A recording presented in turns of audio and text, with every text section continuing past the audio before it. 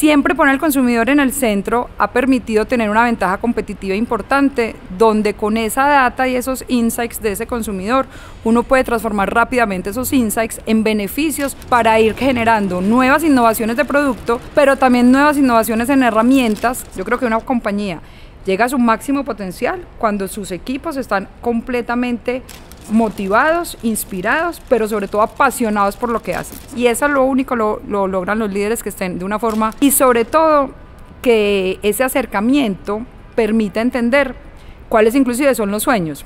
Hacerles preguntas simples. Yo creo que el poder de una conversación está en lo simple.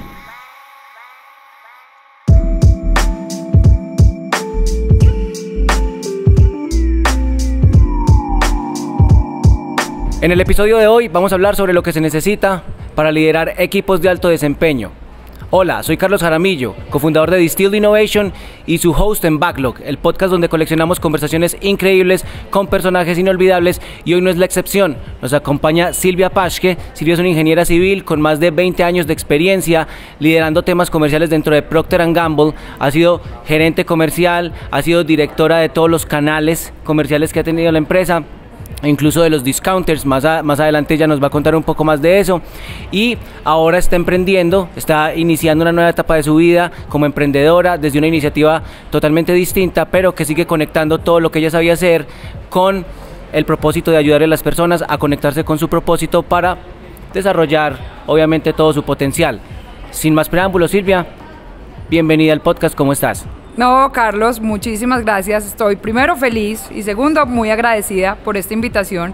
Primera vez que estoy en un podcast. Una vez grabé un podcast en la organización para la cual trabajé, pero digamos que era para la organización. Entonces es la primera vez que estoy en un podcast. Entonces de verdad muchísimas gracias por la invitación.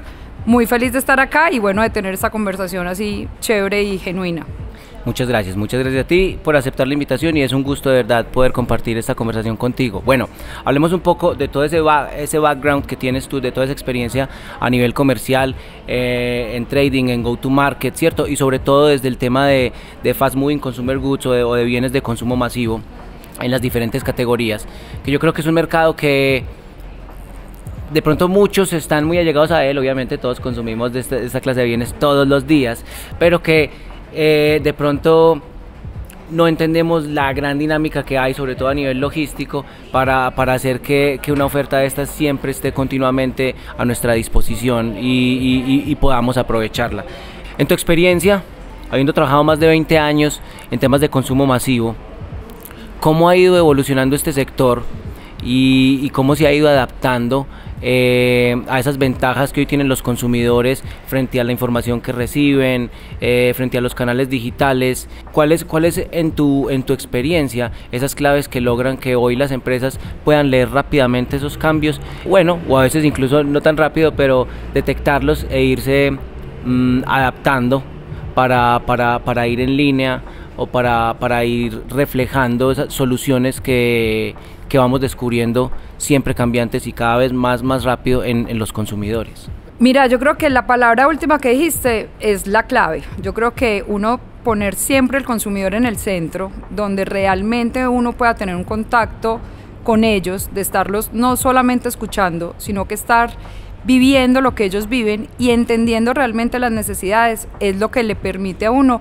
poder adaptarse de una forma rápida a cuáles son estas necesidades que el consumidor te está trayendo, y poder traer nuevas herramientas que te permitan transformarte no solamente en el tema de producto, sino en la comunicación que tu producto trae al consumidor.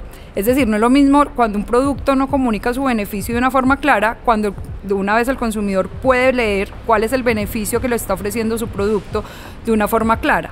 Entonces creo que desde mi experiencia y gracias a la compañía en la que trabajé por tantos años, siempre poner al consumidor en el centro ha permitido tener una ventaja competitiva importante, donde con esa data y esos insights de ese consumidor, uno puede transformar rápidamente esos insights en beneficios para ir generando nuevas innovaciones de producto, pero también nuevas innovaciones en herramientas que te permitan estar más cerca del consumidor. Yo creo que la clave es estar siempre cerca del consumidor y traducir eso en la forma en cómo el consumidor te ve en cualquiera de las plataformas donde te puede encontrar, porque es que el consumidor no solamente te ve en un supermercado, el consumidor te ve en una valla, el consumidor te ve en una aplicación, el consumidor te ve en la parte digital, el consumidor inclusive te escucha en el voz a voz cuando una persona se comunica o te recomienda un producto. Entonces, cuando uno puede capturar todos esos aprendizajes y los transmite en cierta forma, en la forma en la que uno les llega al consumidor, a través de esa comunicación, a través de esa ejecución perfecta que logras en la calle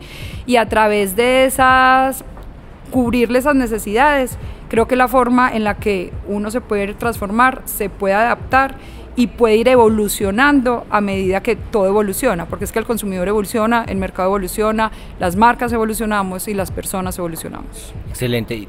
Y tú mencionas, creo que hay dos puntos importantes, ¿cierto? Hay unos momentos o unos puntos de contacto con esos usuarios, con esos clientes, donde uno se hace presente, lo que tú dices, no solamente en el empaque, sino en la comunicación transmedia, en vallas, en fin. Pero también mencionas el tema de estar cerca escuchando y en tu experiencia ahí, ¿cuáles son esos canales bidireccionales que facilitan el estar cerca escuchando y luego poder de pronto filtrar ese ruido y traducir esa información en insights valiosos? Mira, Carlos, yo soy una persona que yo amo la calle. Como comercial, amo la calle. O sea, yo literal crecí en las plazas mayoristas. Yo no sé si la gente es muy común conocer las plazas mayoristas, pero yo creo que es una escuela importante, el canal tradicional, las tiendas de barrio. Entonces, para mí, la fuente, cuando tú dices, o cuando yo te digo escuchar, es realmente salir a la calle, escuchar no solamente al consumidor final, sino a tus clientes de qué está pasando, cuáles son esas necesidades, hacerles preguntas simples. Yo creo que el poder de una conversación está en lo simple. Cuando tú haces preguntas simples y te dedicas el tiempo para escuchar esas respuestas realmente estando presente, no con lo que tú quieres escuchar, sino con lo que el consumidor realmente te está transmitiendo, porque a veces nosotros podemos ser o muy tercos o queremos tener la razón a la hora de lanzar algún producto, a la hora de tener una comunicación, creemos sabérnoslas todas. Cuando nos permitimos de pronto decir, no me la sé, sino salir a la calle y poder escuchar, poder tener esas preguntas simples y poder estar de la mano con esos consumidores, sean clientes tuyos o sean clientes de tus clientes, la fuente de información que tú recibes de eso es impresionante. Yo siempre he dicho, un comercial nunca puede estar detrás de un computador. La oficina no es para los comerciales, la calle es para los comerciales. Yo creo que en las calles están las ideas, está el tema de la transformación, tú puedes obtener las necesidades. Entonces, ¿cómo lo hacía yo? A mí me encantaba hacer focus group, por ejemplo, me encanta todavía, ahorita con los emprendimientos y con los proyectos que hago. Salgo a la calle, 3 preguntas a la gente mercando. No sé, ¿por qué escogiste este producto? ¿Qué te transmite este producto? ¿Cada cuánto lo usas? Uno puede tener información ahí de frecuencia de uso, puede tener información de qué tanto está afectando el tema de su presupuesto, puede obtener información de si para él la persona está en su top of mind o no, la marca que uno quiere que esté.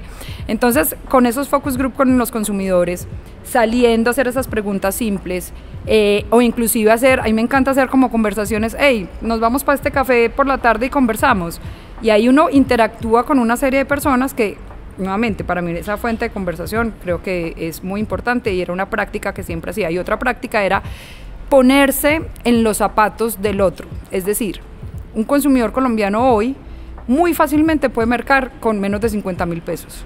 Entonces, unos ejercicios que uno puede hacer es, vaya a la calle, usted no tiene nada que comer, tiene 50.000 pesos, ¿qué compraría usted con los 50.000 pesos? Pero no pensando como que eres el director de cualquier compañía o que estás en X o Y cargo, pensando realmente no tengo presupuesto, tengo 50.000, ¿qué elijo?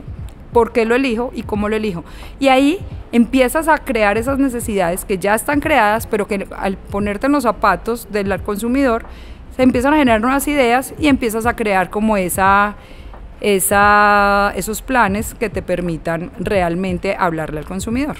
Súper, importantísimo eso que mencionas, de preguntas simples, el poder de hacer buenas preguntas y preguntas simples que me lleven a ir entendiendo también esos detonantes en los comportamientos de la persona para la que yo quiero crear valor.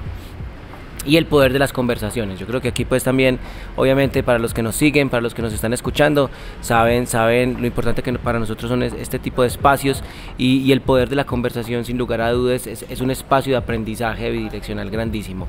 Entonces creo que ahí nos estás aportando definitivamente unos tips súper poderosos para estar cerca de esos usuarios y siempre lograr estar alineados al mercado y a esos cambios de pronto repentinos en las necesidades, o saber incluso leerlo de una forma más pertinente para aprovechar oportunidades que se puedan ir presentando.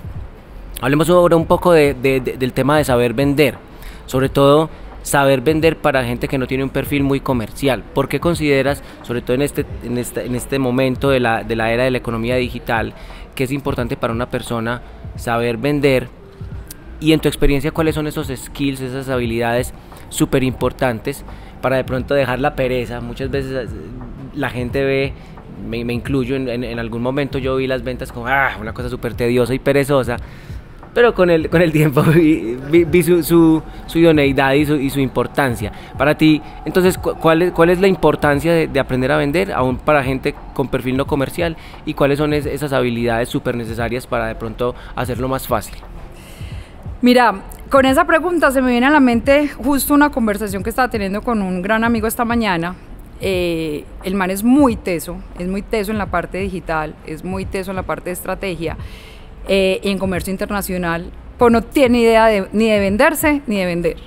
Y me mandó su hoja de vida y yo le dije, yo esta hoja de vida leo el primer renglón y no sigo leyéndola. Porque para mí, a tu pregunta de por qué es importante saber vender, yo creo que uno siempre está vendiendo, pero ojo que no es con la intención ni siquiera de recibir un tema monetario. Uno siempre se está vendiendo desde la parte de uno cómo puede generar nuevas relaciones, nuevos contactos, su presencia está vendiendo, su comunicación está vendiendo, y si uno quiere llegar a alcanzar algo, pues tiene que realmente comercializar lo que quiere llegar a alcanzar.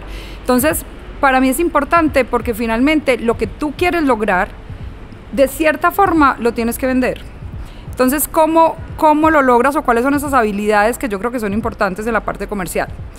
Hay personas que tú las ves y tú dices, no, esta persona definitivamente es muy teso comercialmente, porque genera como esa empatía, esa energía desde que entra, genera como ese contacto, ese clic. Entonces uno dice, este man es muy comercial, pues o esta vieja es muy comercial.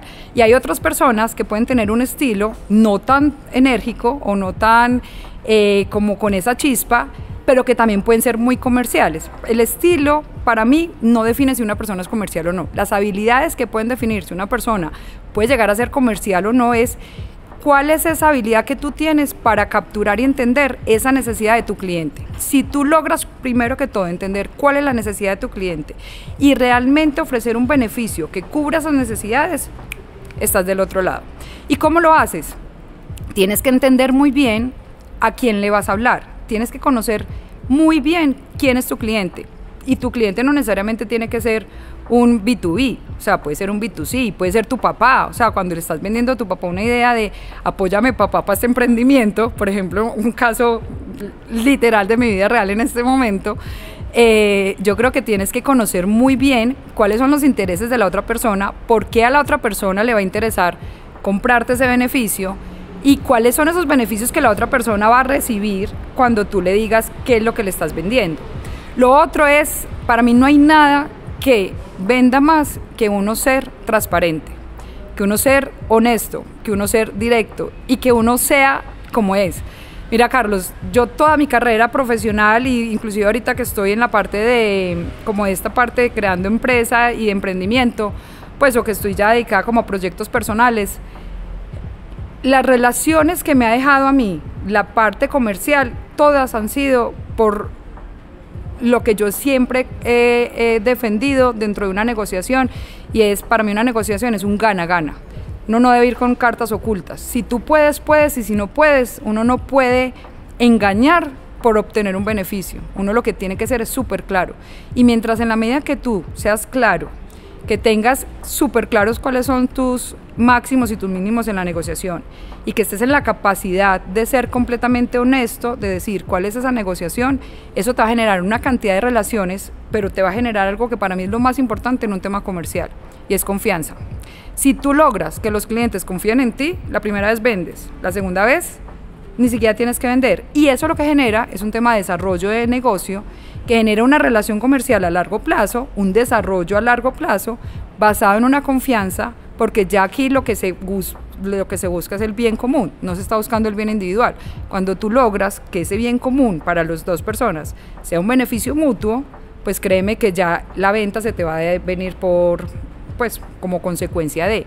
Entonces creo que son habilidades que una persona debe tener, aparte de las normales. ¿Cuáles normales? Pues debe tener una disciplina, debe tener idealmente un pensamiento estratégico, debe tener compromiso, debe tener, para mí es muy importante, iniciativa, hacer que las cosas pasen, ser proactivo, estar pensando más allá, buscar soluciones, no quedarse en el no, aunque ese no quedarse en el no, te digo que a mí me parece que el no a veces tiene un poder interno tan profundo, porque yo, por ejemplo, soy una persona que a mí me dicen que no, y yo digo, no, espere y verá que yo cómo lo voy a hacer, y me busco diferentes formas, no fallando en la parte de hacerlo de forma incorrecta. Ojo, yo siempre sigo los procesos y siempre dentro de todo el escenario de una forma correcta, porque para mí una cosa muy importante es dormir tranquila, pero sí como esa venita que te pica y que uno dice, pucha, esto me dijo que no, debe haber 1000 formas de hacer que sí, pues de buscar la forma en que sí. Y si definitivamente que no, listo, entonces esto no fue, vamos a buscar otra forma en la que pueda hacer. Porque otra cosa es, uno no puede ser obstinado. Cuando eres obstinado, eso te lleva a una frustración, y esa frustración te puede, digamos que, jugar una mala pasada. Porque cuando tú lideras un equipo desde la frustración o desde la obstinación, lo que generas es un equipo que no está enganchado y que no está motivado. Entonces, cuando digo el poder del no, es porque a veces cuando uno le dicen no, se frustra, se desanima y no entiende que ese no tiene un mundo de posibilidades, que es que por ahí no era la vuelta era por otro lado, y cuando entiendes eso uno dice, pucha, hay un montón de cosas adicionales. Entonces, esa otra habilidad, ser persistente, pero no obstinado, hacer que las cosas pasen, que ya te la dije, y sobre todo ser muy curioso y estar siempre dispuesto a escuchar, pero a escuchar como diferentes fuentes para uno realmente poder saber cómo encuentra esa necesidad. Es que encontrar esa necesidad es una habilidad, y yo, gracias a Dios, yo siento que tengo esa habilidad, porque para mí las conversaciones, como hablamos al principio, como son tan importantes, creo que eso me ha permitido realmente saber escuchar y poder estar muy de contacto con la gente. Entonces eso creo que es algo importante.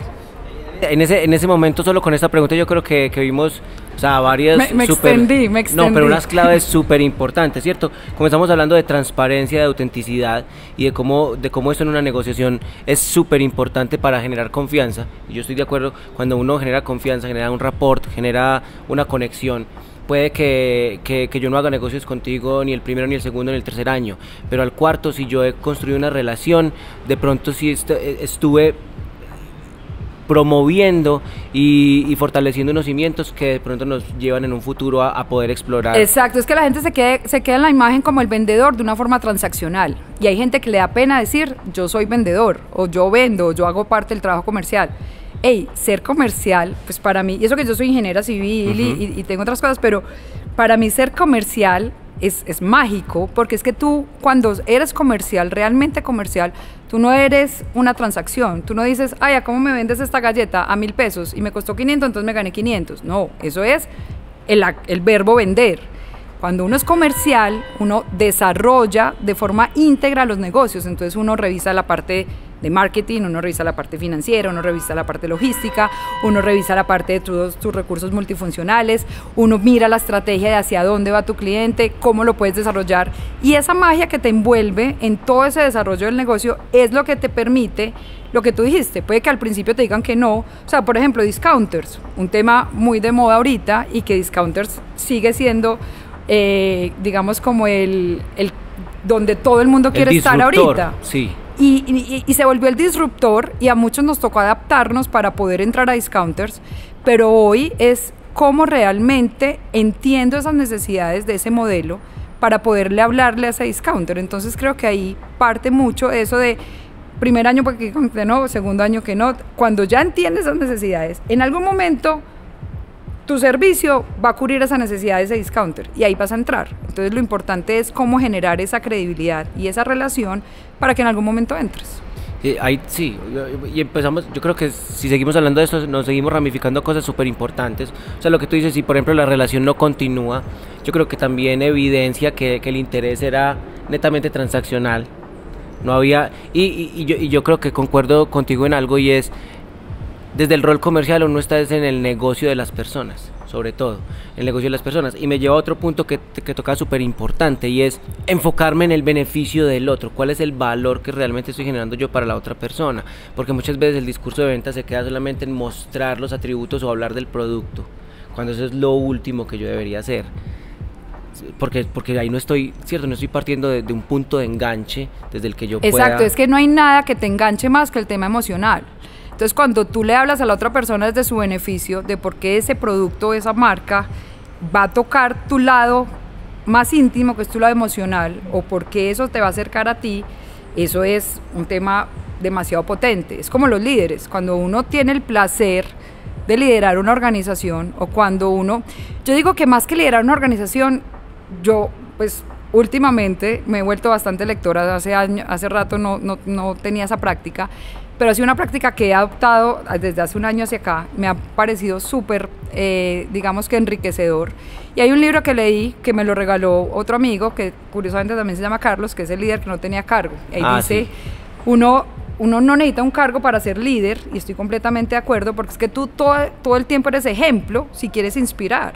Entonces, cuando uno tiene el placer de liderar organizaciones, yo creo que esa parte de uno poder entender realmente a la persona con la que uno está trabajando, al punto de vender, uno ahí no tiene que venderle ni siquiera cuáles son los beneficios del cargo. Uno ahí tiene que poder inspirar a la persona desde sus habilidades, sacarle su máximo potencial, entender qué es lo que la persona quiere, y si tú logras sacarle el máximo potencial a la otra persona, que la otra persona esté motivada y que la otra persona esté realmente apasionada por lo que hace, ese es el mayor digamos que indicador de productividad de una compañía. Yo creo que una compañía llega a su máximo potencial cuando sus equipos están completamente motivados, inspirados, pero sobre todo apasionados por lo que hacen. Y eso es lo único, lo logran los líderes que estén de una forma genuinamente cercana a ellos, que entiendan esas necesidades de las personas con las que lideran, y sobre todo que ese acercamiento permita entender cuáles inclusive son los sueños. Mira, yo te voy a decir una cosa que puede sonar muy anticorporativo, y es, para mí, el attrition en una compañía, que es cuando las personas renuncian y todo el cuento, pucha, si la persona no quería estar en esa compañía, o si la persona tenía un sueño por cumplir, la persona llegaba a mí y me decía, Silvi, pucha, acabaste de dar esto, pero me salió esta beca, ¿qué? Pero ya, Pantier, qué bacano, andate, buenísimo, tus sueños.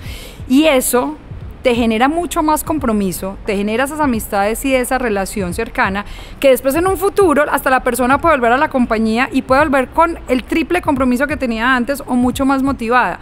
Entonces yo soy muy del pro de poder promover realmente que las personas en la vida hagan lo que las hace felices, o sea, o hagan lo que las apasiona, porque eso para mí no solamente es productividad, eso para mí es, pucha, la vida es demasiado cortica como para uno estar aburrido en el trabajo en el que uno está, y si un líder te inspira y te promueve eso, bacanísimo. O sea, qué bacano que en el mundo hayan más líderes que promuevan el desarrollo de las personas y los sueños de las personas. Ahorita vamos a profundizar un poco más en este tema de liderazgo, que me parece crucial, y yo creo que en este momento en el que estamos emitiendo esta tercera temporada es sobre todo muy pertinente para Latinoamérica y para el mundo entero. Pero entonces ahorita vamos a hablar un poco más de eso. Ahora entonces quisiera enfocarme en dos de las áreas de estudio en donde tú has profundizado, y son la comunicación y la programación neurolingüística en Distill, en la empresa que ayudé a cofundar. Hablamos mucho y de hecho con nuestros clientes decimos que cuando nos llaman para mejorar esa gestión de la innovación y para tratar de alcanzar ciertos éxitos o cierto nivel de crecimiento en la empresa desde la innovación, apalancándose en la innovación, nosotros siempre les decimos que para ser siquiera buenos innovando hay que ser excelentes comunicando. En tu experiencia, ¿cómo la comunicación y la programación neurolingüística se vuelve una habilidad clave a la hora de liderar equipos de alto rendimiento y de alto desempeño? Es completamente, digamos que fundamental. Uno, saberse comunicar, pero dos, esa parte de poder generar desde la neurolingüística o desde las conversaciones como esa motivación. Es más, es que hay palabras como tan simples que uno dice, pucha, esto está súper difícil, y uno dice, no, eso no es difícil, eso es difícil. O sea, son como cosas sencillitas que uno, o desde la misma pronunciación, no, es que no sé hacer eso, no, aún no has aprendido a hacer eso. También un tema de... Que incluso desde el significado tradicional de la palabra tiene una connotación que para nosotros ya es negativa, es limitante, y cuando lo transformamos desde simplemente utilizar otro término... no, aún no. Entonces lo cambias a un tema positivo o lo cambias a un tema más que positivo, a un tema de posibilidades. En estos días también estaba escuchando un podcast que decían eso, el posibilismo, que lo mencionaba David Escobar en un podcast ahí que grabó en estos días, y él hablaba de eso del posibilismo y me pareció un término muy pertinente, porque es que a veces el positivismo ya se pasa como a la parte de la irrealidad, o sea, que a veces se puede hacer que uno cree que no y se pasa para el idealismo, exactamente. El posibilismo te da un mundo de posibilidades, que dentro de las posibilidades puede que exista el no, o sea, que no pasa, y eso también puede ser una alternativa. Entonces yo creo que la comunicación es clave por tres cosas. Uno, es muy importante ser muy claro en esa comunicación de lo que uno quiere lograr, en términos de si es innovación, en qué idea está buscando, qué problema quiere resolver, cómo lo quiere resolver. Entonces ser claro es muy importante, porque si no eres claro, generas antes una distorsión de ideas o generas una confusión, que la confusión lleva a retrabajar. Lo segundo, para mí, el tema de la comunicación es muy importante, porque si no generas, literal, como cuando uno era chiquito y jugaba al teléfono roto. Entonces tú puedes acompañar a una persona, otra persona, le dices la misma idea a varias personas, y si las personas la tergiversan, tú empiezas a decir, mira, es que hoy el día está frío, y él termina en la última persona diciendo, ay, qué frío. Entonces es completamente distinto, con palabras similares, pero tienes que garantizar que todos tengan el mismo mensaje.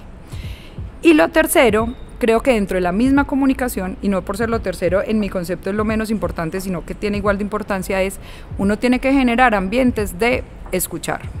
Y también hay algo muy común que a uno le dicen todo el día y uno no le para bolas, pero es demasiado sabio, y es: Dios nos hizo con 2 oídos y una boca, precisamente porque es mejor escuchar el doble y callar. Y también dicen por ahí que uno es esclavo de sus palabras y rey del silencio. Entonces creo que en la comunicación, cuando uno realmente escucha, no para no dejarte convencer ni influenciar, sino realmente con el ánimo de aprender, esa conversación y esa comunicación te puede generar, abrir un montón de ideas que ni siquiera podías estar pensando, porque cuando uno cree que uno tiene la razón y quiere imponer una idea, no se da la posibilidad y no se abre esa magia de poder entender los diferentes pensamientos de las personas, donde hay un sinnúmero de ideas que pueden salir. Pero a tu pregunta, yo creo que yo le agregaría una cosa importante a ese tema de innovación cuando lo estás diciendo, y hablando también un poquito de liderazgo. Nosotros los líderes, bueno, yo me considero líder, perdón, pero pues creo que me apasiona el tema. Cuando queremos hablar de innovación, una cosa es ser creativo y otra cosa es innovar. Uh-huh. Si nosotros realmente queremos desarrollar un ambiente de innovación, tenemos que ser los primeros que propiciemos eso. ¿Por qué? Nosotros vivimos en un mundo donde realmente vivimos sin tiempo, no vive súper acelerado, entonces le saca muy poco tiempo a las cosas que realmente importan, que para mí son o sea, el trabajo importa mucho, pero por ejemplo, a mí me encanta hacer ejercicio, a mí me encanta conversar, a mí me encanta salir, disfrutar con mi familia, y eso cuando uno está en un tema de trabajo 100%, uno siempre lo deja como a un lado. ¿Por qué? Porque uno quiere resultados inmediatos. ¿A dónde voy el tema de innovación? cuando uno está buscando resultados inmediatos, la innovación es un proceso. Y es un proceso que puede tener prueba y error. Entonces, si tú no estás dispuesto a generar ese proceso y a saber que puedes fallar una vez, otra vez, pero que esas fallas es donde están los mayores aprendizajes, porque esos errores son los que te van a traer al éxito, pues, o a lo que tú consideras éxito, no propicias eso y lo que vas a propiciar es un tema de frustración o es un tema de inmediatismo. Entonces la innovación va completamente en contravía de la inmediatez. La innovación para mí es un tema que es una cultura que la gente la tiene que propiciar, el líder la tiene que propiciar y tiene que saber que se pueden cometer errores, que tiene que generar la confianza, que tiene que escuchar, que tiene que saber qué está haciendo su competencia al lado, que tiene que informarse de cuáles son esas ideas que también hay en el mercado y que pueden tomar tiempo, que hoy tiempo muchas veces es lo que no tenemos.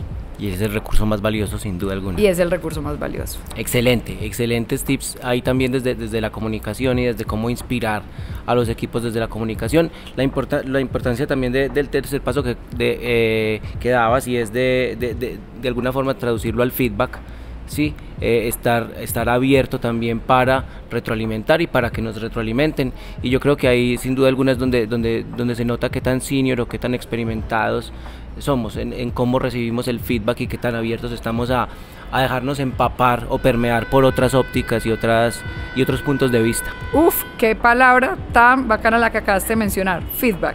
Para mí, literal, puede sonar cliché y lo que sea, de verdad es un regalo y hoy todavía lo agradezco porque es lo que me ha permitido evolucionar y aprender un montón de cosas.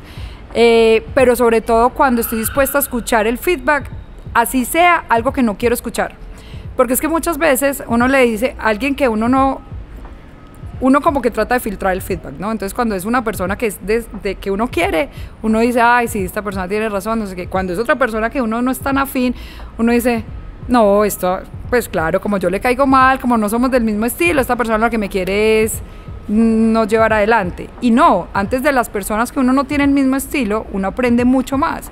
Uno debería permitirse recibir ese feedback de todas las personas que no tienen el mismo estilo de uno, que de pronto no son tan afines a uno, porque ahí es donde uno sale realmente de la zona de confort y es donde más aprende. Entonces el feedback literal pues para mí es un regalo y si uno se da la oportunidad de realmente mejorar en base de feedback y darlo, espectacular. Ok, vamos a hablar ahora estás en los zapatos de una emprendedora y estás lanzando una nueva iniciativa en donde estás buscando precisamente eso, ayudar a las personas a conectarse con su propósito y así que se pueda alinear todo en su vida para poder disfrutar y vivir desde esas pasiones también. ¿De qué se trata esta nueva iniciativa? Ya con mayor precisión, y por qué crees que en la era de la inteligencia artificial vale la pena seguir invirtiendo en el crecimiento y en el desarrollo personal, en el autodescubrimiento y en el desarrollo del ser, ¿cierto? En realmente lo que decíamos, tener el foco en las personas, aunque pareciera que la discusión siempre recae sobre los avances tecnológicos y todo esto. Bueno, mira, el emprendimiento todavía apenas lo estoy. El emprendimiento para mí es como una semilla, ¿cierto? Y la verdad ha sido muy bacano ese descubrimiento porque ha sido como un año de mucha incertidumbre y antes a mí me daba como más miedo a la incertidumbre. Muchos humanos yo creo que nos da miedo a la incertidumbre porque cuando salimos de la zona de confort y no sabemos qué va a pasar mañana o no sabemos ni siquiera si vamos a tener plata para comprar el mercado, uno dice, wow, ¿qué vamos a hacer? Pero cuando uno se enfoca en sus habilidades, en su experiencia y en sus relaciones, para mí ha sido muy importante este tema de las relaciones, creo que ahí es cuando la vida te va llevando y te va conectando. Y este último año, Carlos, he conocido gente absolutamente maravillosa, pues de hecho el estar aquí ha sido por una conexión que tenemos, una amiga en común, y así se ha ido llevando y se ha ido llevando y se ha ido llevando, y creo que el emprendimiento es como cuando tú tienes una semilla. Tienes que abonar el terreno, tienes que saber en qué terreno quieres sembrar, tienes que poner la semilla, tienes que esperar a que crezca, echarle abono, después al abono hay que quitarle la maleza si tiene maleza, y es un tema de paciencia. Pero ha sido muy bonito porque me ha puesto en los zapatos a lo que hablábamos anteriormente de las conversaciones, de los procesos, de las habilidades, de tantas personas que hoy tienen emprendimientos, de todo lo que ha costado ser emprendedores y como de todo ese proceso lo que, pues digamos que lo que lleva. Entonces la verdad todavía no lo tengo montado, cuando lo tenga ya, espero más o menos en 2 meses, como contarte un poquito acerca de realmente lo que es, pero habla mucho de lo que hablaste, de cómo seguir trabajando en el desarrollo de las personas, con una cosa adicional, y es, para mí, en el mundo corporativo y no corporativo, es decir, en el mundo corporativo y emprendedor, que he estado en los dos, una cosa no es excluyente de la otra. ¿A qué me refiero? El hecho de trabajar en uno mismo, en su autoconocimiento, en el ser, en enfocarse en esa evolución personal y en ser persona, no es excluyente en que uno también tiene que trabajar en unas competencias. Es decir, que tú seas muy teso y un experto en lo que haces, no significa que no puedas ser también una buena persona. O al revés, no significa que tú tengas que ser siempre una buena persona, pues buena persona definiéndolo como una persona pues amable, cordial, que siempre está dispuesta o así, y que no seas competente. Yo creo que las dos tienen que ir de la mano, y dentro de mi experiencia, eso es una de las cosas que más aprendí. Yo nací inspirada por un mentor que todavía lo tengo, y es de las personas más tesas que conozco en el mundo corporativo, pero también tiene una calidad humana tan alta que ahí es donde realmente me ha inspirado a mí a, digamos que, a evolucionar, a aprender más, a retarme a mí misma, y eso es lo que yo quiero llegar a inspirar con el emprendimiento que estoy montando. ¿Cómo logro esa parte entre la parte de evolucionar tú mismo, del desarrollo de ese ser, de esa parte de ese autoconocimiento donde tú tienes unas habilidades fuertes muy tesas, donde tienes unas capacidades muy altas, pero cómo logras interactuar con lo que estás haciendo, independientemente que sea corporativo, que sea emprendimiento, para que ahí sea tu mayor potencial? Y eso lo uno a tu otra pregunta con el tema de la inteligencia artificial. Mira, la inteligencia artificial, yo creo que sin duda la tecnología te ayuda a facilitar mucho la vida. Y muchas veces en el emprendimiento, te lo voy a poner con un ejemplo. Yo decía, bueno, le voy a poner a pues al ChatGPT varias ideas de nombres, a ver qué nombre me tira para mi emprendimiento. Pero lo que nunca va a tener una inteligencia artificial es ese sentido humano. O sea, eso te va a facilitar la vida, te va a dar mayor productividad, te va a ayudar a resumir un párrafo si tú quieres, que tienes 10 hojas y te lo resume en una, te va a ayudar a sacar ideas que te has demorado 20 días tratando de sacarlas, pero nunca te va a reemplazar esa calidad humana y ese sentido humano que tenemos nosotros por ser humanos. Esa es como nuestra gran diferenciación. Entonces creo que uno no debe pelear ni debe competir contra el ChatGPT, ni contra la inteligencia artificial, ni con todas las digamos que aplicaciones que salen en el día a día. Simplemente uno las ve como un modelo de simplificación que te ayuda a ser más ágil, que te ayuda a estar más conectado, que te ayuda a tener más herramientas, pero que al final ese líder que decide para dónde vas o qué quieres hacer, pues eres tú. Ella te puede dar opciones, tú decides qué quieres hacer. Y bien, antes de pasar a la próxima pregunta, ¿qué ha sido lo más difícil de ese proceso de emprendimiento hasta ahora, hasta la fecha? Pucha,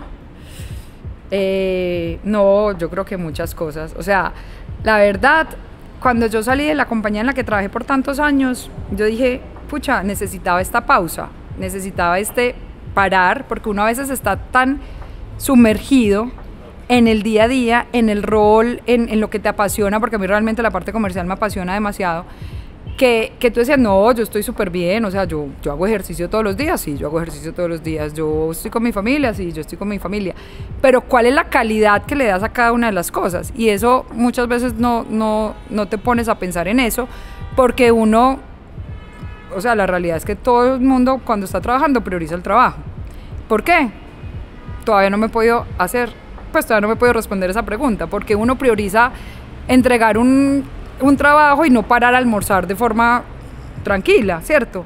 Entonces yo creo que necesitaba esa pausa en este tema del emprendimiento, que ni siquiera sabía si iba a emprender, o sea, yo la verdad, yo dije, bueno, de pronto, nada, empiezo a mandar mi hoja de vida, a buscar trabajo y pues de pronto conseguiré trabajo, de pronto no, pero yo creo que ha sido, tu pregunta, esa incertidumbre de la que te hablaba antes. Yo creo que esa incertidumbre de no saber si es por el lado del trabajo corporativo, de volverme a emplear, de la impaciencia a veces que te trae el hecho de de no tener resultados inmediatos. Yo estoy acostumbrada a obtener resultados inmediatos, pues una multinacional donde te piden resultados inmediatos, entonces yo estoy acostumbrada, pucha, tiene que pasar rápido, entonces la estrategia, arreglarle toda la vida a todo el mundo, organizar esto y esto y esto, digamos, soltar el control ha sido lo más difícil, pero ha sido lo más fascinante. O sea, de verdad, cuando uno dice esa palabra que a veces es cliché y yo la escucho a veces en muchos podcasts o muchos coaches o la gente te dice, suelta el control, pucha, qué cosa tan difícil. Pero de verdad cuando uno, o sea, lo que no puedes controlarlo, sencillamente no lo puedes controlar y así tenía que pasar. Entonces esa incertidumbre, abrazar esa incertidumbre, darle gracias a la incertidumbre porque me ha reinventado, me ha permitido conocer un montón de gente y adicional soltar el control para que no tenga un efecto en mis emociones, porque es que cuando tú permites que digamos que querer controlar todo afecte tus emociones, ahí es donde empieza a afectar tu vida personal, tu vida laboral, las cosas que quieres hacer. Entonces cuando tú te permites realmente soltar el control y dices, bueno, ¿qué puedo controlar? Esto. ¿Qué necesitas hacer? Esto. ¿Necesitas enfocarte? Sí. ¿Necesitas tiempo? Sí. Entonces eso, digamos que han sido las dos cosas más difíciles, el tema de la incertidumbre y el tema de soltar el control. Pero lo que te digo, también ha sido un mundo fascinante porque me ha permitido conocer gente demasiado bacana y bueno, y ahorita hablando con Milton, hablábamos un poquito de eso, hablábamos de la magia que hay en las conexiones, en las relaciones y que cuando uno realmente, yo tengo clarísimo que mi propósito en la vida es servir, o sea, a mí me encanta servir y me encanta servir, o sea, a mí a veces me dicen, pero de verdad, ¿te sentaste con esa persona toda la mañana y no le cobraste un peso? Sí, porque lo disfruté, porque aprendí, porque la persona lo necesitaba y mañana esa persona me va a conectar con otra persona que me va a pagar. Y así pasa. Entonces yo creo que eso es lo bonito de esa incertidumbre, es lo bonito de uno dedicarse a hacer lo que realmente lo mueve, porque ahí es donde realmente está tu inspiración. Súper. Y creo que también son escenarios que te ponen a prueba y te permiten descubrir también otras aptitudes y otras habilidades. Total, o sea, es que te reinventas todo el tiempo y sobre todo ahí es donde más aprendes y yo creo que uno sí tiene que aprender todos los días. O sea, yo creo que todos los días uno tiene que reinventar, tiene que aprender, tiene que sacar diferentes fuentes de información, porque si no, sí te quedas estático y uno no se puede quedar estático. Genial. Bien. Vamos metiéndonos en este tema también de liderazgo y equipos. Tú que has tenido, ¿cierto?, que liderar equipos de alto desempeño, equipos comerciales, a los que les están exigiendo unos resultados, ¿cierto?, súper inmediatos. ¿Qué dirías en tu experiencia que son esas cualidades que son factor común en todos estos equipos de alto desempeño y de alto impacto? Lo primero, que yo creo que cada uno tenga muy claro en qué es muy bueno y en qué no tanto. O sea, yo creo que es muy importante uno tener súper claro dentro de su equipo cuáles son esas fortalezas de las personas a las que estás liderando y también cuáles son esas debilidades, porque decir que uno es bueno en todo, pues eso es mentira. Todos tenemos unas fortalezas importantes y también tenemos unas oportunidades. Y cuando uno realmente trabaja en equipo, pues se aprovecha para, digamos que apoyarse esas fortalezas de los otros y para, digamos que disimular o más que disimular, tratar de que las debilidades de los otros se cubran con las fortalezas del resto del equipo. 2, darles absoluta claridad de la estrategia y de hacia dónde va el equipo. O sea, que todo el mundo esté metido, como digo yo, en el mismo barco.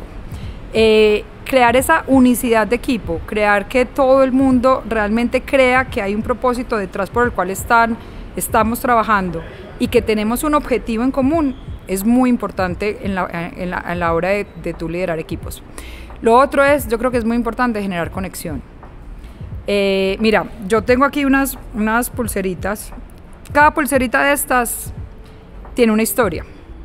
Y esta pulserita especialmente, pues, o sea, no tiene ni nombre de compañías ni nada, me genera la conexión con el último equipo de alto desempeño que lideré, porque fue algo que les hice de regalo a cada uno de los miembros con una nota escrita a mano, agradeciéndoles por qué estaban en mi equipo, qué era lo que yo necesitaba de ellos y qué podían recibir de mí. Esa conexión es muy importante porque genera compromiso. Yo creo que los equipos también tienen que estar comprometidos. Y lo otro es, yo creo que tiene que haber una confianza, como siempre, como lo hemos hablado durante toda la conversación, tiene que haber una confianza para poder decir no sé, porque no hay nada peor que genere más retrabajo y genere mayor improductividad que una persona que no diga que no sabe y eso retrase todo el proceso de todo el mundo. Es mejor decir no sé o decir la embarré, que eso permite ahorrarse mucho tiempo durante el equipo para lograr resultados en el corto plazo, que a veces los resultados son demasiado de inmediatez.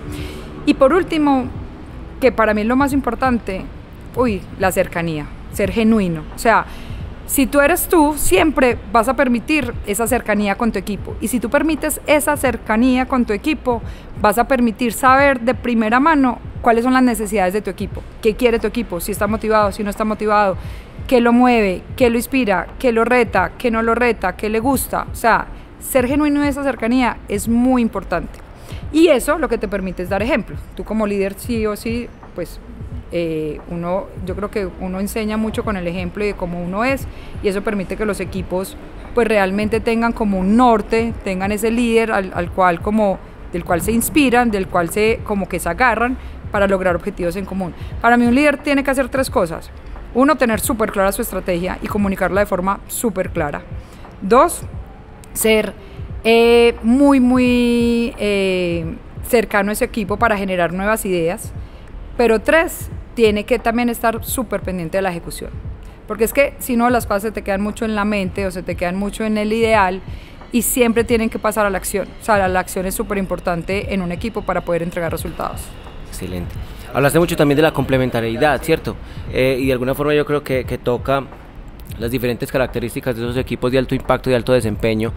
Y habla también, yo creo que de una mentalidad, de un mindset, de una habilidad, de estas que a veces incluso mal llamadas habilidades blandas, que blandas no tienen nada, que es el tema del pensamiento sistémico, ¿cierto? ¿Cómo logro yo no solamente entender en qué soy bueno, en qué de pronto tengo cosas por mejorar, sino cómo me complemento con las demás células de mi equipo?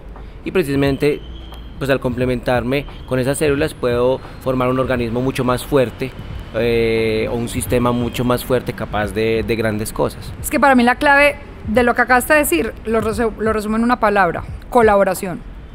En un equipo tiene que haber colaboración, porque es que al final es un equipo. Aquí no gana uno o pierde uno, o ganamos todos o perdemos todos, y para eso nos tenemos que colaborar entre todos. Cuando realmente en un equipo entendamos que prima el bien común sobre el individual, ahí vas a obtener resultados extraordinarios, como dicen por ahí. Y creo que eso incluso plantea un reto muy importante para la sociedad, incluso en general ahora, y es dejarnos de ver como grupos y más como equipos, ¿cierto? Porque yo creo que nos falta vernos bajo esos propósitos comunes, en vez de ver diferencias, divisiones, ver que más bien todos estamos casi que en un mismo equipo, el planeta Tierra, un solo equipo. Exacto, es que estamos en el planeta Tierra y todos tenemos las mismas necesidades básicas. Ojo, obviamente eso sí, estamos en un mismo equipo, pero es súper válido pensar diferente, es súper válido ser diferente. A mí me encanta a veces que me digan, esta vieja parece loca. Maravilloso, o sea, qué bacano, porque es que la gente le dice loco a una dennotación negativa. Los locos han sido los que más éxitos han tenido, los que más inventos han hecho. Entonces que a mí la gente me diga, pucha, estás loca porque hablas sola o porque haces esto.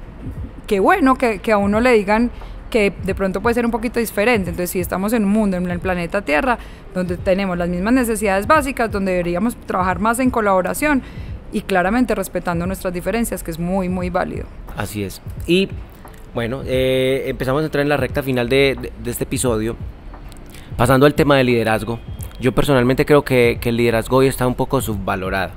Y está un poco subvalorado porque siento incluso que estamos viviendo los efectos de una crisis de liderazgo a nivel global, ¿cierto? Nos faltan esos líderes inspiradores que mueven a la gente desde el ejemplo, que tienen estas otras características. No solamente están ostentando la posición de poder, sino que están buscando cómo articulan y cómo despiertan lo mejor de cada persona.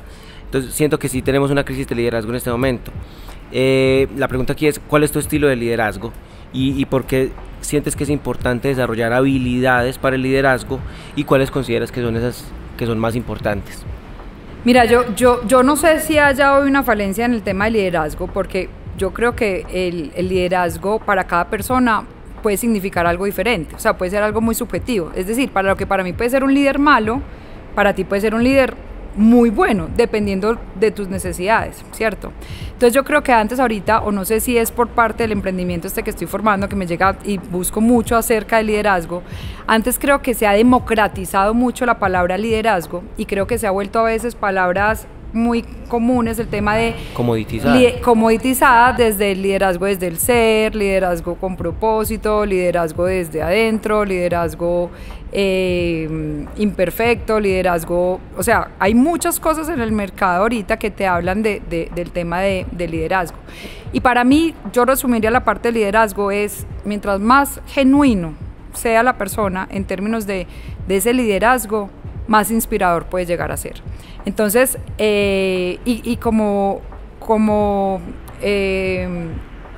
escribí en estos días en un artículo que, bueno, tampoco estaba en redes sociales, no me gustaban las redes sociales porque creía erróneamente que precisamente que el interés era vender cosas o que eran muchas cosas falsas con la intención de promocionar X o Y creo que también estaba equivocada. Por ejemplo, dije, no, bacano, empecé a activarme un poquito en LinkedIn y bacano toda la fuente de información que uno puede encontrar en LinkedIn de líderes que inspiran a través de sus pensamientos, y uno encuentra personas que son muy afines al pensamiento de uno, personas que no tanto, pero que ahí es donde está la diversidad. Entonces yo creo que el liderazgo ahorita,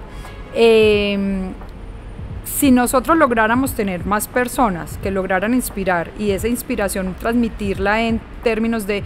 Es que para mí medir el liderazgo es difícil, o sea, yo pensando en este emprendimiento es difícil, o sea, tú cómo mides el impacto de un líder, ¿cierto? ¿Cómo mides el impacto de una persona en los resultados de un equipo? ¿Cómo mides el impacto que tú logras hacer en las personas?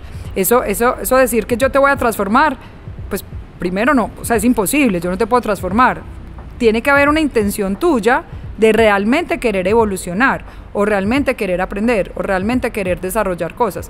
Pero decir que un líder o que una persona va a venir a transformar el mundo, o va a venir a cambiar el mundo, o sea, creo que no tiene mucho sentido. Creo que lo que tiene sentido es encontrar personas que buscan realmente su constante evolución, que aprendan mejor a gestionar sus emociones, que aprendan a conocerse mejor, que aprendan a saber cuándo están en un mundo o en un tema desde el poder o desde la fuerza, o cuando están en una parte que inspiran miedo o que inspiran realmente acciones. Entonces, cuando uno encuentra a esas personas que realmente han logrado como evolucionarse, como gestionarse y como desarrollarse a sí mismas, el impacto que eso sí puede tener en el equipo de trabajo es casi que de inmediato, porque eso te permite también, a lo que hablábamos ahorita, ser más competente. Un líder no puede ser solamente saber escuchar, ser cercano, ser genuino. Un líder tiene que tener unas competencias que permitan entregar resultados.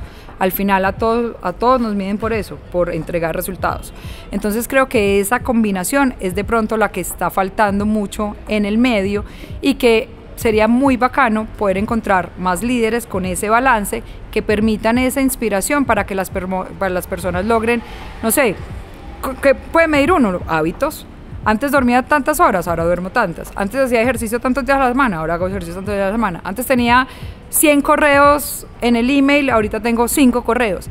Los cambios sí son algo que tú puedes medir, porque eso sí genera un impacto. Entonces creo que ahí es donde empiezan a generarte esos resultados en los equipos de alto desempeño.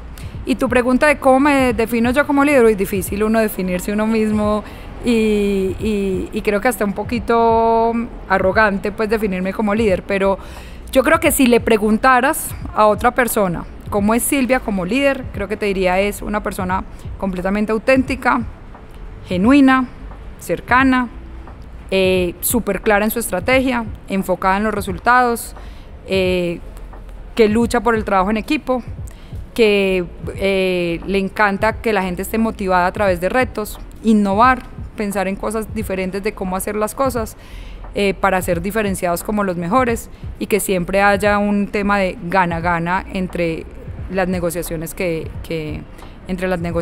hace, y que lo más importante para ella siempre van a ser las personas. Súper bueno, ahí está unas condiciones que sí digamos diferencian mucho un estilo de comportamiento y de liderar equipos de trabajo. Claro, eso sí. Sin lugar a duda. Bien, listo. Hablemos ahora un poco de esas herramientas, esos libros, ahora que estás fortaleciendo tanto ese hábito lector, ese contenido que has consumido últimamente y que te está facilitando tu día a día y tus acciones, obviamente. Bueno, lo primero que creo que fue algo que dijimos durante todo el podcast, la verdad para mí, tener conversaciones reales, o sea, conversaciones no por querer conversar un ratico, sino conversaciones profundas, pero permitiéndome escuchar diferentes puntos de vista, diferentes opiniones, pensamientos, y sobre todo con personas de diferentes edades, de diferentes ámbitos corporativos. Antes yo estaba muy metida en el mundo del retail y metida muy en el consumo masivo. Ahora he aprendido de agro, he aprendido de startups, he aprendido de redes sociales. O sea, me he nutrido con una cantidad de temas a través de las conversaciones que yo, o sea, si la gente pudiera sacar espacio dentro de su agenda para tener conversaciones con gente real, de diferentes temas, eso para mí es un tema, pues es una fuente de información muy importante. La segunda, los podcasts. Yo creo que los podcasts, le he ido cogiendo cariño a los podcasts porque te permiten eso, te permiten entender diferentes pensamientos, te permiten ver qué ha hecho las personas en momentos difíciles, qué piensan del éxito, qué no piensan del éxito, de los emprendimientos, cuántas personas han fracasado, entre comillas, porque después han sido súper exitosos, o cuántas veces han tenido que traspasar errores para poder llegar a ser exitosos. Historias de vida también son inspiradoras, entonces también me gusta escuchar historias de vida, y escucho también en los podcasts mucho tema acerca de este tema de liderazgo, cómo lideran las personas, cómo miden esa transformación o cómo miden esa evolución. Más bien, para mí, más que transformar, es evolucionar. Entonces, cómo miramos esa evolución. Y los libros te contaba que es una práctica que realmente le he cogido mucho cariño durante este último año, porque antes, la verdad, no leía. Me encanta el deporte y hago deporte todos los días, pero no tenía ese hábito de la lectura. Y me he leído varios libros últimamente. Hay uno que la verdad lo leí y me generó bastante, no controversia, sino que yo decía, me hubiera leído este libro mucho antes, Las 48 leyes del poder. ¿Por qué? Porque es un libro que te dicen, entre comillas, cómo jugar el juego. Y es un juego que yo siempre he estado en la rebeldía de no querer jugarlo. Entonces, porque para mí siempre la autenticidad es muy importante, la confianza y la cercanía es muy importante, pero creo que eso te da ciertos tips y ciertas formas de cómo puedes ser tú un poco más inteligente a la hora de jugar tus juegos, que eso está perfectamente bien, y creo que es algo que he adaptado y que es importante también. Entonces, Las 48 leyes del poder. Otro que me leí últimamente, Cabeza, Corazón y Manos, de Álvaro González Alorda, que también es otra persona que está muy ahorita con todo este tema de transformación y eso de liderazgo, muy chévere. Es muy muy bacano, porque de hecho me ha parecido algo bacano en los libros, y es que cuando los leo siento que yo hago parte de ese personaje que estoy leyendo. O sea, cuando tú realmente te metes en el libro y te metes en la historia, eso es lo que te engancha. Entonces, ¿dónde te ves identificada? Exacto. Entonces uno dice, pero está escribiendo este libro, ni que me hubiera conocido. Otro, Indomable, de Glennon Doyle, que ese habla más como de las historias de vida y de la vida, y también bacanísimo. El otro que me leí también es Mindfulness para líderes. Ese, más que una historia, te dan tips y te dan como herramientas para poder estar activo y presente siempre en cada reunión. Bueno, no, ahí ya les di bastante fuente de información. Bueno, El líder que no tenía cargo. El líder que no tenía cargo también, súper. Bueno, y con esta próxima pregunta ya cerramos, y quiero darle las gracias a todos los que nos están escuchando, los que nos están viendo, bien sea por Spotify, que tenemos podcast ya también en formato de video, o en YouTube, o escuchando en su plataforma favorita. Los invitamos a seguirnos, a evaluar este contenido, a que nos califiquen, y a que incluso interactúen con nosotros y nos cuenten a quién más les gustaría ver en este podcast. Para nosotros ha sido un gusto tenerte por acá, Silvia. Y finalizamos entonces con esta última pregunta. Es más un espacio para que tú, aprovechando el micrófono, esta cámara invites a las personas que nos están viendo, que nos están escuchando, a seguirte, a entrar en contacto contigo, a que si quieren, cierto, aprender más de ti, dónde lo pueden hacer. El espacio es tuyo entonces. Bueno, no, muchas gracias primero otra vez Carlos y Milton por ayudarme y por invitarme a este podcast. Espectacular, muy, muy bacano. Me lo disfruté mucho. Creo que es una conversación completamente fluida. No tenía ni idea qué me ibas a preguntar, entonces bacanísimo, pues así mientras más natural mejor. Y nada, pues en redes sociales estoy literal en LinkedIn como Silvia Paschke. Instagram, la verdad todavía no lo tengo muy activo, no lo sigo por lo que les decía, las redes sociales, más que todo en LinkedIn. Mi correo silviapasque4@gmail.com. Y bueno, nada, espero que se escuchen el podcast, que nos den comentarios, que nos digan si les gustó, si no les gustó, y a través de este podcast también nos podemos conectar. Bien, muchas gracias Silvia, muchísimas gracias por acompañarnos. Ya saben, nos vemos entonces en un próximo episodio de Backlog, el podcast donde coleccionamos conversaciones increíbles con personajes inolvidables. Hasta pronto. Chao, mil gracias.